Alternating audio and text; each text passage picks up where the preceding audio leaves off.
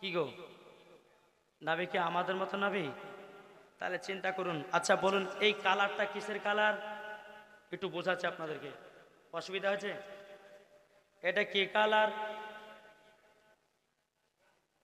সোনালি। আচ্ছা এটা কি অরিজিনাল সোনা? সোনার মতো দেখতে, কিন্তু অরিজিনাল সোনা না। বুঝবেন পয়েন্ট, এগুলো হচ্ছে ওয়াজের পয়েন্ট। জি, এটা অরিজিনাল সোনা না, সোনার মতো দেখতে। আল্লাহ বলছে এ বান্দারাও, তোমাদের মতো দেখতে, কিন্তু তোমাদের মতো নবী নাও। সোনার মতো দেখতে, কিন্তু অরিজিনাল সোনা না। বুঝাতে পেরেছে আপনাকে? জি, আল্লাহ ওটাই বলেছে। কিন্তু বাবারে এ সোনা মানিকেরাও, ওগো আমার আব্বাজি মুসলমান ভাইয়েরাও, চম্বা মাঝে এগিয়ে যায়। আল্লাহ পাক আল্লাহ তাআলা বলতেছে, বলে বান্দারে, আমার নবী মুস্তাফার পেশাব মুবারক হলো পাক, আমার নবীজির শরীর মুবারকের ঘাম পাসিনা হলো মুস্কে আম্বারের থেকেও খুশবুদার। এক খুশবুদার না? আমাদের শরীরে ঘাম বকড়া বকড়া গন্ধ করে, আর আমার নবী মুস্তাফার শরীর মুবারকের ঘাম পাসিনাও মুস্কে আম্বারের থেকেও বাবা খুশবুদার। ঠিক না? একজন মহিলা গরিব, একজন মহিলা গরিব, তো তার সন্তান বিয়ে করতে যাবে। তো সন্তানটা বলছে, মা আতর মাখা হচ্ছে নবী পাকের সুন্নাত, তো মাগো আমাকে আতর এনে দাও। বলে বেটা কেন?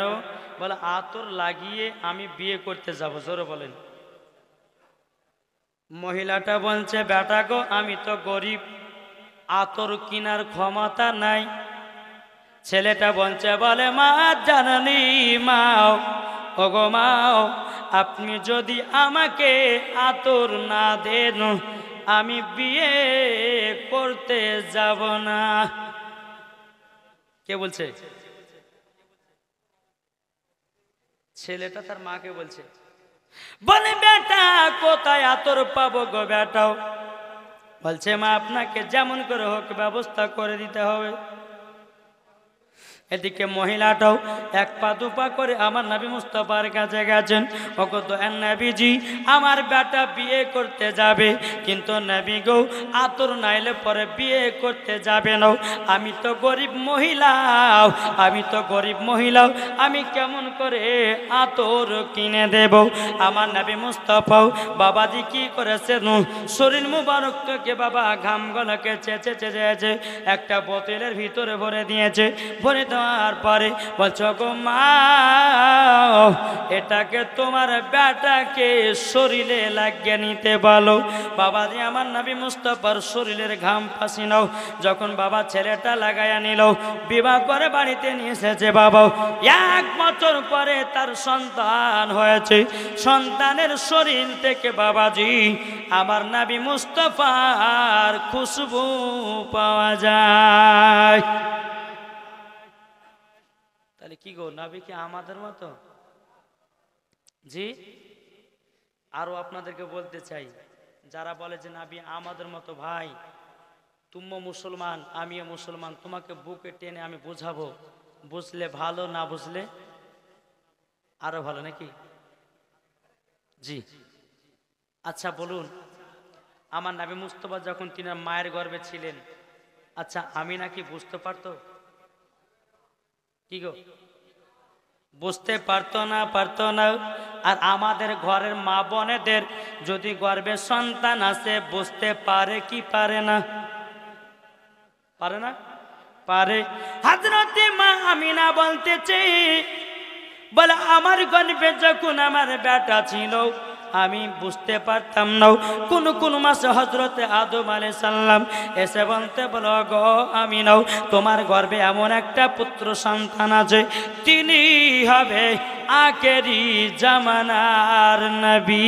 জোরে বলুন না সুবহানাল্লাহ। তাইলে আপনি চিন্তা করুন, আমার নবীজি তিনার মায়ের গর্ভেতে ছিলেন, আমিনা পর্যন্ত বুঝতে পারতেন না। তাইলে বলুন না, নবী কি আমাদের মতো? কি গো, নবী আমাদের মতো নয়। আচ্ছা আপনাদেরকে একটা বলি, আমাদের ছায়া আছে না নাই? আমার নবীজির ছায়া নাই, জোরে বলেন। আমার নবীজির ছায়া নাই, এ একটা দলিল। দ্বিতীয় নাম্বার দলিল হলো কি, আমার নবীজির যখন তিনার মায়ের গর্ভে থেকে দুনিয়াতে আগমন করলো বাবা, মামিনাকে বলতেছে, বলে মা জননী, ও মা জননী, আপনি বলুন না, বলুন না, আমি যখন দুনিয়াতে আগমন করেছিলাম মাও, ও গো মা কেমন ভাবে দুনিয়াতে এসেছি বলুন নাও।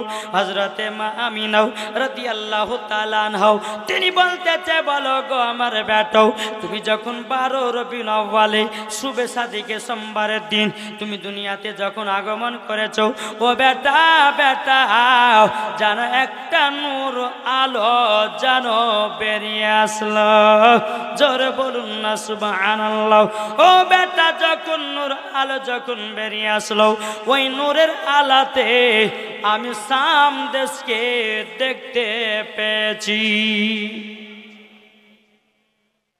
তাহলে বলুন, যে নবী মায়ের গর্ভে থেকে আসার পরে উম্মতের জন্য খোঁজ নিয়েছে, সেজদায় পড়ে গেছে, জোরে বলেন।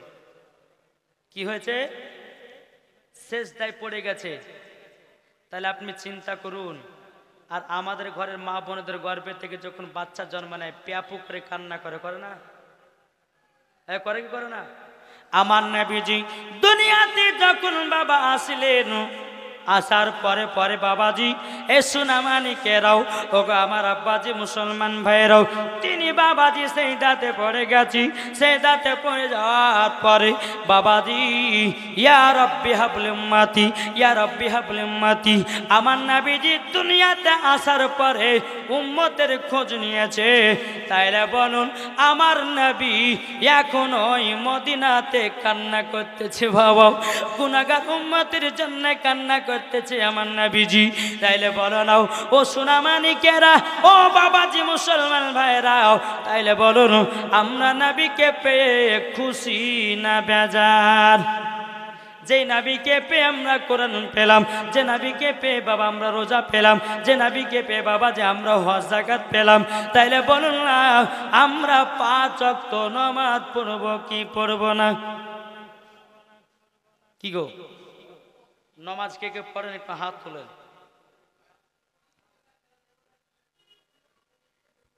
সবাই তো পড়ছি দেখেন। যাক, এই এলাকার নামাজি ভক্ত মানুষ আছে, জোরে বলেন। আল্লাহর কাছে দোয়া করি, আল্লাহ তিনাদেরকে নবীজির সঙ্গে জান্নাতি বানাইয়া দিয়ে, জোরে বলেন। কবি বলছে, হযরত ইউসুফকে দেখে যারা আঙ্গুল কেটেছে। আচ্ছা, আমার নবীর মতো কেউ হবে? কেউ আছে? কেউ আসবে? আসবে না। তাই কো বলছে, হযরত ইউসুফকে দেখে যারা আঙ্গুল কেটেছে, জোরে বলেন সুবহানাল্লাহ। হয়েছে না? আমাদের মুর্শিদাবাদের এলাকা যদি সুবহানাল্লাহ দেখেন না, তো বাবাজি পাশেকার এলাকার লোক বুঝবে যে ওখানে জলসা হচ্ছে। জি, হযরত ইউসুফকে দেখে যারা আঙ্গুল কেটেছে, তারা কি আমার নবীর রূপ দেখেছে? হযরত ইউসুফকে দেখে যারা আঙ্গুল কেটেছে, তারা কি আমার নবীর রূপ দেখেছে? আরে দেখতো যদি কেটে দিত কলিজা খানা, হয়নি হবে না, হতে পারে না আমার নবীর সাথে কাউরে তুলনা। আমার নবীর সাথে বাবা কাউরে তুলনা করা যাবে না। এ সোনামানিকেরাও, ও গো আমার আব্বাজি মুসলমান ভাইরাও, বাবাজি আমার নবীজি বলতেছে, বলো গো মা জননী, ও গো মা দুনিয়াতে আসার পরে আমি উম্মতের খোঁজ নিয়েছি। আচ্ছা বলো না, তুমি তোমার মায়ের গর্ভে থেকে দুনিয়াতে জন্ম নিয়েছো, তুমি তো আল্লাহ পর্যন্ত বলো নাই, তাইলে তুমি কিভাবে বলতে পারলা নবী আমাদের মতনই ছিল? যেই নবীজির শরীর মুবারকে বাবা মাছি বসতো না, মশাতেও কামড়াতো না। বাবা যারা আমাদেরকে মশা পেলে বাবা ছাড়ে না, ঠিক না? তোমার দাঁত হলো তেঁতুলের বিচির মতো, আর তুমি বলতেছ নবী আমাদের মতো। কি গো, নবী আমাদের মতন না। বাবাজি মুসলমান ভাইরাও, চলুন বাবা একটু আপনাদেরকে নবীজির একটু জীবনী ওয়াকিয়া শোনাবো, শুনতে রাজি আছেন? জি, একবার দূরে বলুন আল্লাহুম্মা সাল্লাল্লাহু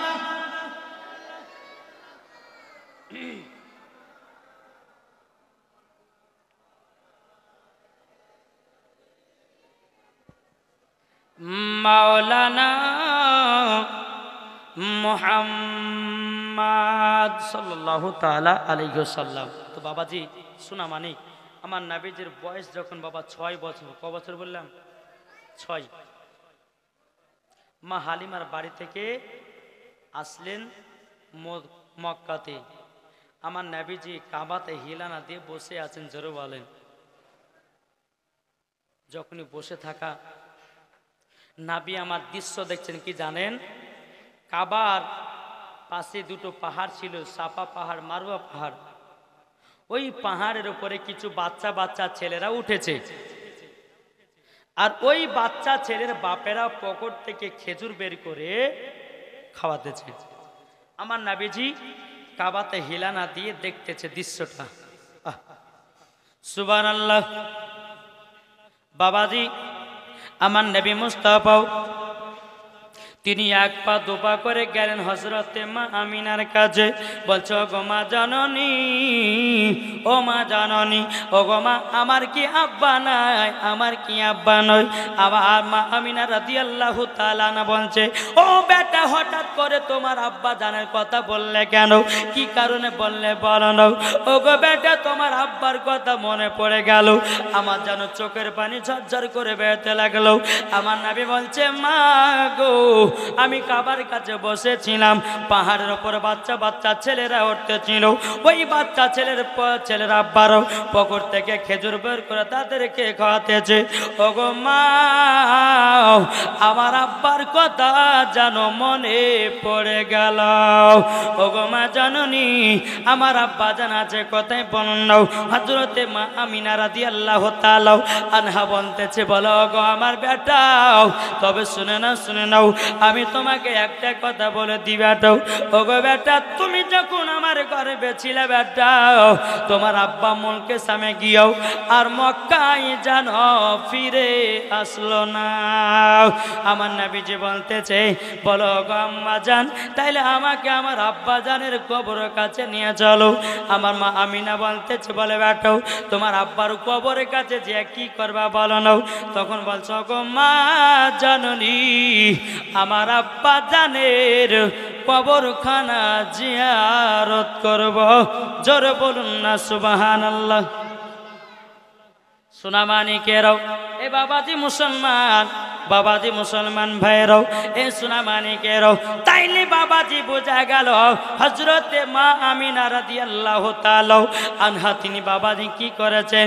বলে, বেটা, তোমার আব্বা জানের কবরখানা জিয়ারত করতে যাবো। আচ্ছা বাবা, আপনাদের এলাকায় কবর জিয়ারত হয় কি হয় না? জি হয়। নবী আমার বলছে, মা আমাকে নিয়ে চলেন। তো হযরত মা আমিনা বলছে, বেটা, তবে গেলে পরে আমার শ্বশুর আব্বার কাছে ছুটি নিতে হবে, তারপরে যাওয়া যাবে নাকি? বলছেন এখনকার বৌমারা বাবা শ্বশুর কাছে ছুটি টুটি লিবে লাই না। কিন্তু মা আমিনা রাদিয়াল্লাহু তাআলা তিনি বাবা এক পা দুপা করে বাবা যখন বাবাজি এসেছেন, আসার পরে বলতেছে, বলো গো আমার আব্বা হুজুর, আমার বেটা তিনার আব্বা জানের কবর জিয়ারত করতে যাবে। ও গো আব্বা হুজুর, আমাকে 1 মাস ছুটি দিন।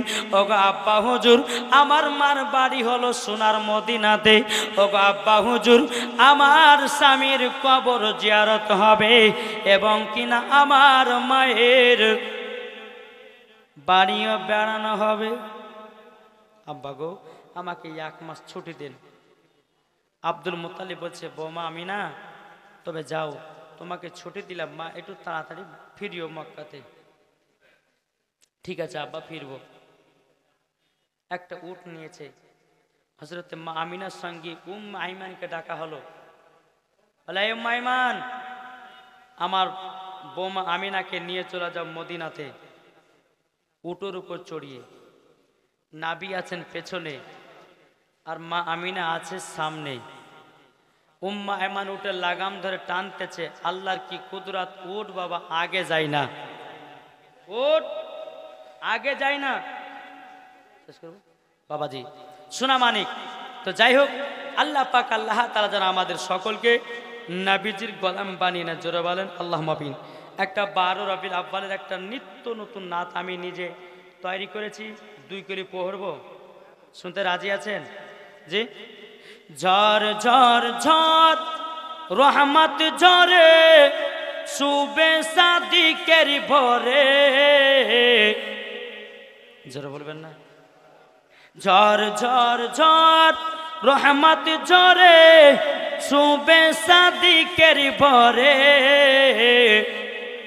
বলছে ওরে কবুতর, এলো খোদার পয়গম্বর মা আমিনারি ঘরে। সুবহানাল্লাহ নাই? জি। বলছে ওরে কবুতর, এলো খোদার পয়গম্বর মা আমিনারি ঘরে।